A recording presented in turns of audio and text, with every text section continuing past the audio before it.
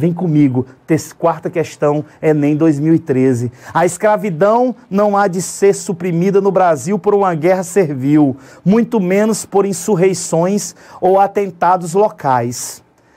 Não deve sê-lo tão pouco por uma guerra civil como foi nos Estados Unidos. Lembra que nos Estados Unidos, para libertarem os escravos, houve uma guerra civil entre o Norte e o Sul.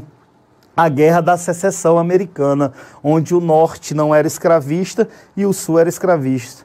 Professor, a guerra vai acontecer só por causa disso? Não. Esse é só mais um motivo, tá bom? Ela poderia, a escravidão, claro, desaparecer talvez depois de uma revolução, como ocorreu na França, sendo essa revolução obra exclusiva da população livre. Lembrando que na Revolução Francesa, olha que Enem é muito massa, ele faz ele passeia pela história. Você tem que lembrar que na Revolução Francesa, que é dividida em 3 momentos, didaticamente falando, né? O primeiro momento é a Assembleia Nacional, né? Os girondinos. O segundo momento você vai ter a Convenção Nacional, que é os jacobinos no poder, e é nesse período que ele está falando aí. Não é toda a Revolução Francesa que vai acontecer libertação de escravos, não. Lembra, no segundo momento da Revolução Francesa, na chamada Convenção Nacional, há a libertação dos escravos franceses nas colônias francesas, tá certo? É disso que ele está falando, tá? A questão, ela poderia desaparecer talvez depois de uma revolução, como aconteceu na França, sendo essa revolução obra exclusiva da população livre.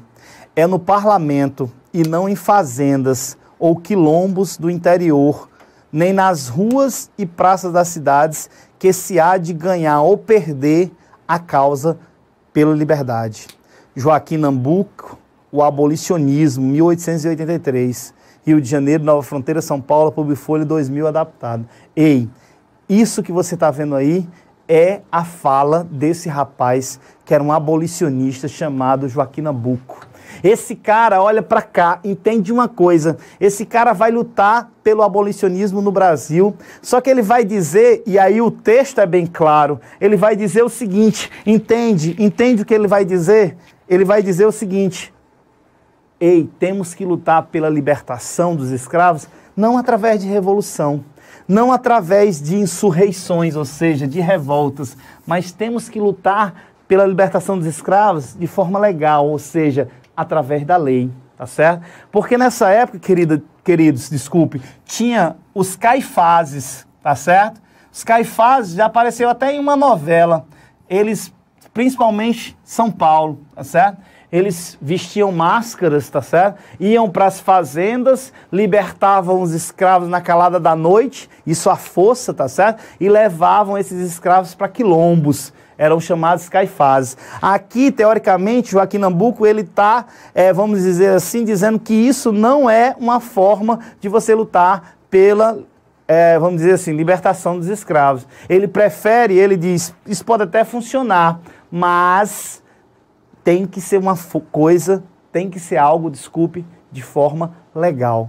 É isso que o Joaquim Nabuco, está querendo dizer no texto. Está nos falando no texto. Vamos ver o comando. Vamos ver o comando. O comando diz assim, comando da questão, é o que ela pede, tá? O comando da questão. No texto, Joaquim Nabuco defende um projeto político como deveria ocorrer o fim da escravidão no Brasil, no qual esse projeto político seria de que forma? Ora, eu acabei de falar no texto. O projeto político brasileiro de libertação da escravidão deveria ser de que forma? De forma legal, através de leis que seriam feitas e iriam libertar esse escravo. Vamos ver se tem algo parecido aí.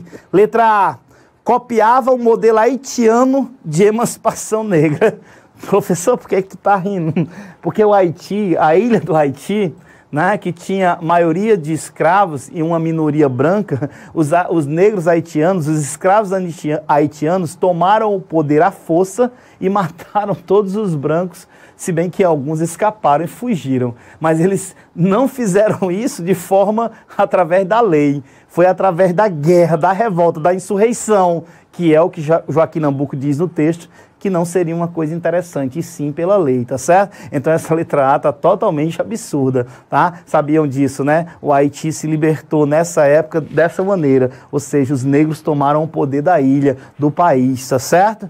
Letra B, os escravos, tá certo? Letra B, incentivava a conquista de alforrias por meio de ações judiciais, tá certo? Ações no sentido, aí tem que ter cuidado. Veja, ações judiciais, ou seja, eu entrava, vamos dizer, contra não uma coisa generalizada, mas uma coisa bem específica, tá certo? Eu poderia até dar uma olhada nessa daí com mais carinho, mas o que eu percebo nessa letra B é incentivava a conquista de alforrias, ou seja, de libertação por meio de ações judiciais. Vamos botar um ponto de interrogação nessa daí e ver se tem uma mais completa, porque o que Joaquim Nabuco está dizendo no texto é exatamente que deveriam ser feitas leis globais, leis que pegassem todo mundo, todos os escravos, e libertassem eles. Ou então uma grande quantidade, como a gente vai ter a questão da sequência, né? Nós vamos ter aí primeiro uma lei 1850 que vai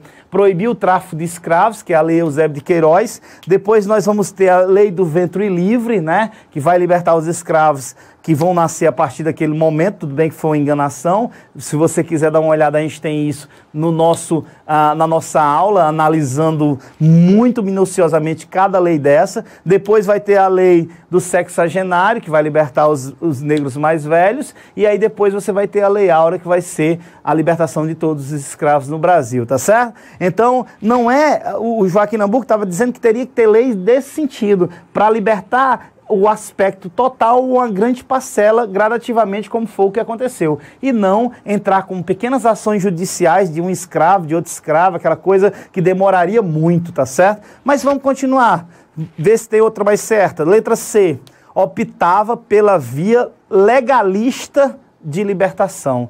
Olha, essa daí, o espectro é maior. Ele, vamos dizer, o modelo político, o projeto político para o fim da escravidão optava pela via legal de libertação. Ou seja, via legal, via de leis. Criar leis, que essas leis, teoricamente, ou uma lei só, que iria libertar todos os escravos. Teoricamente, essa daí engloba o que o texto da questão quer dizer, tá certo? Mas vamos mais adiante.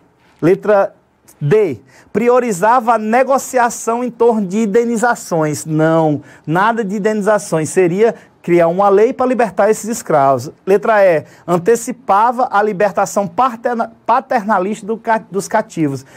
Joaquim Nabuco não está dizendo ali no texto que deveria ser primeiro libertar dos pais dos escravos, para depois, não, nada a ver. Então, veja, você poderia até ficar entre a B e a C, mas se você olhar, segundo o Enem, você vai ter que analisar o texto, e o texto vai dizer, optava por uma via mais legal de libertação dos escravos.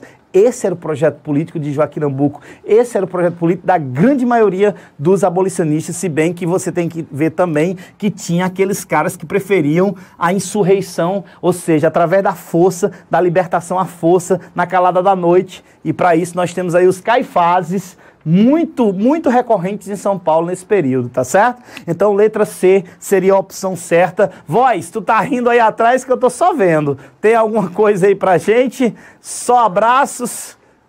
Não. Dúvidas? Uma pergunta. Diz aí, meu querido, dúvida?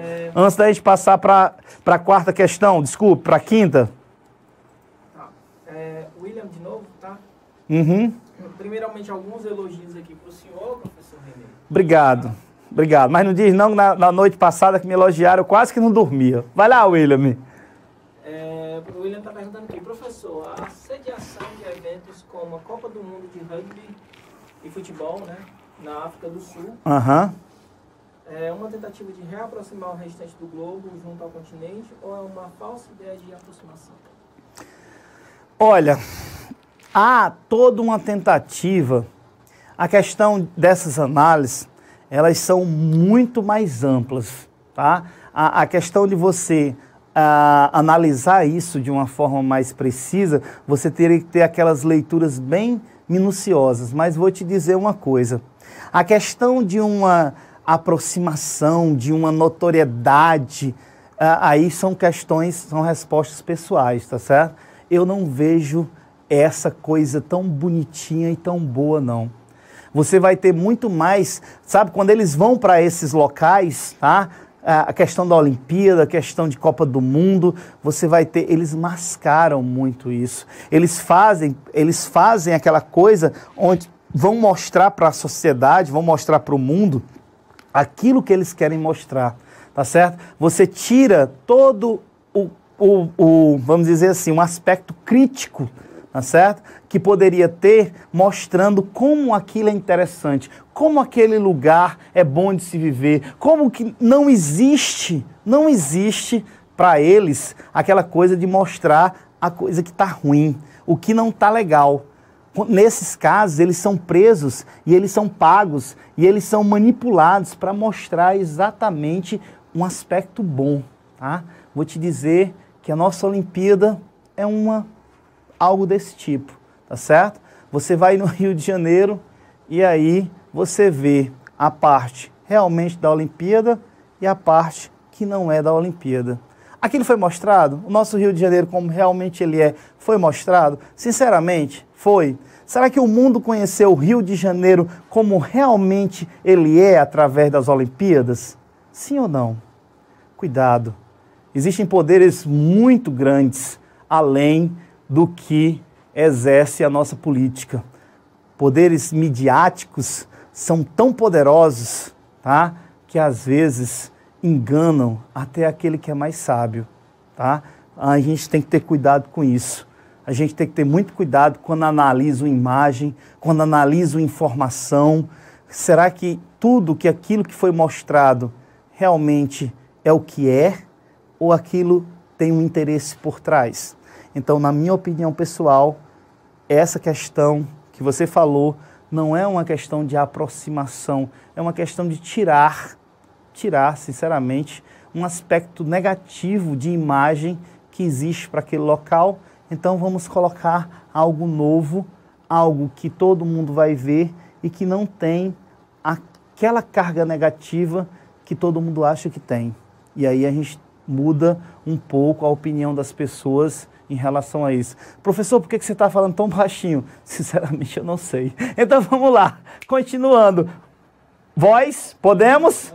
Obrigado, William. Grande abraço, meu querido. Obrigado pela sua audiência, tá? Se você está pleiteando algum curso agora aqui no Enem desse ano, saiba, meu querido, essa vaga é sua.